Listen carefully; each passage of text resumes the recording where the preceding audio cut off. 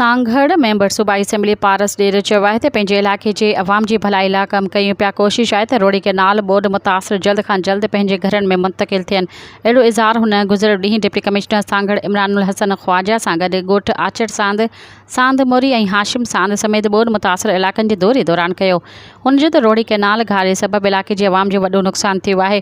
ॿनियूं ॿारहं माल मथा सभु कुझु मुतासिर थियो आहे ऐं जेतिरो पाणी बीठल आहे नथो लॻे त इहो जल्द निकाल थी सघंदो।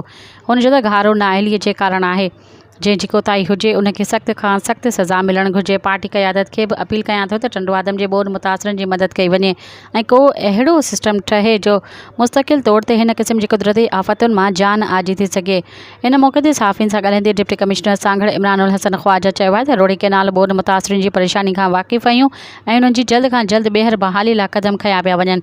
कुदरती आफ़त दौरान कोशिश कई त घटि खां घटि नुक़सानु थिए। हिन चयो त हिन वक़्तु बोर्ड जे पाणी जी निकाल लाइ मुख़्तलिफ़ हंधनि ते 25 जे लॻभॻि मशीनूं पाणी कढी रहियूं आहिनि, पर पाणी तमामु घणो हुजण सबबि असांजी कोशिश आहे त वॾियूं तुरपाइन मशीनूं घुराए पाणी खे जल्द खां जल्द निकाल कजे, पर देर जो असल सबबु इलाइक़े में निकाल वारो सिस्टम न हुजणु ऐं पुछड़ी जा ॻोठ आहिनि, उन्हनि जी परेशानी सबबु देर थी पई। पर हाणे असां इन पाणी खे रोड़ी केनाल में निकाल करण जो फ़ैसिलो कयो आहे ऐं जल्द वॾियुनि मशीनुनि वसीले उन ते कमु कयो वेंदो। इन मौक़े ते हुन असिस्टेंट कमिश्नर टंडो आदम समेत ॿियनि अमलदारनि खां बहाली जे कमनि बाबति तफ़सील मालूम कया ऐं खेनि तलक़ीन कई त मुतासिरनि खे समूरियूं सहूलतूं फ़राहम कयूं वञनि।